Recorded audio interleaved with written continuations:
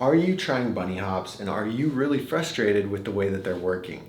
This is a beginner level trick, but getting better at bunny hops and getting higher at bunny hops is pretty hard to do, and you've got to have a good amount of bike control to make this work. So, this guy says I can already bunny hop like somewhere between 1.5 feet and 2 feet, and I know that I can go higher, but it feels out of control and sketchy. If I try to push my limit, I always loop out or nosedive. Any suggestions on stabilizing hops? So I think a lot of people have this issue. I remember the first time I learned bunny hops, I could only hop about 6 inches in those first few weeks, and I tried to bunny hop up a curb.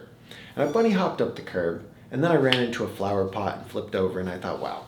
So barely being able to bunny hop and not having a certain level of control makes it pretty sketchy, because you max yourself out on the bunny hop, your body's stiff, and just nothing works out right. And so I know the frustration of trying a trick and not being able to do it clean, because it feels like you're giving everything and not getting very good results out of it. And so a couple tips here. One, make sure you've got the form correctly. There is a proper way to initiate the bunny hop and expand on the bunny hop and get even higher. I go super in depth on the bunny hop training module in bike school. If you're not a bike school member, this doesn't apply to you, but if you are a bike school member, go check that out, because I get super in depth and explain exactly the way the bunny hop works. It's crazy how in depth I went, because I feel like it's overkill, but it's been very helpful. Okay, so check that out so that you understand the way the body moves. It's not just like throwing your chest up, or it's not just like pulling your arms in. There's so much that goes into it, and when you have that proper framework for executing the bunny hop, you can expand on it and you can hop a lot higher. So just make sure you're doing that. If you can find a slow motion video of somebody doing a bunny hop, break it down and compare it to what you're doing.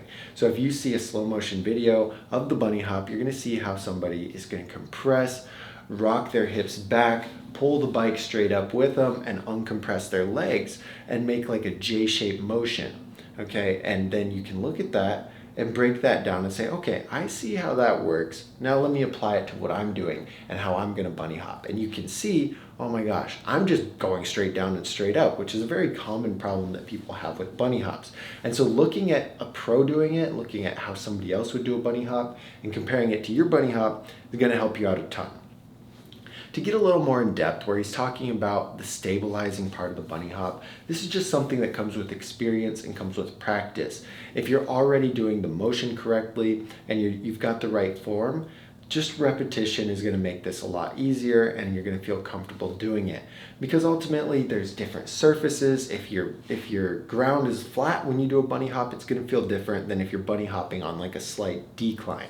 Okay, everything works differently, and when you do a bunny hop on a decline 1,000 times, you do a bunny hop on flat ground 1,000 times, you do bunny hop on an incline 1,000 times, you're going to understand, okay, hey, I'm on an incline. Like intuitively, you're going to understand those things and adjust the way that you bunny hop. And those things just come with repetition. So make sure you're working hard on the bunny hop. You're trying it over and over. Make sure you understand the proper way to do it, and make sure that you don't give up, that you believe in yourself. We have a free training video I put together for bike school. It teaches 3 different secrets that you need to know. Learning these 3 secrets, I guarantee, is going to make you more confident and competent while learning tricks and riding your bike. The link for that is in the description, so make sure you go check that out if you want to get better at BMX and if you're struggling with your bunny hops. Now, this question came from my BMX Nerds Discord. This Discord is a free Discord with over 800 like-minded BMX riders. Everybody in there wants you to progress, wants you to be better at riding bikes, and if you're not in the Discord, you're definitely missing out. So click the link in the description, join the free Discord, and we'll see you guys in the next video.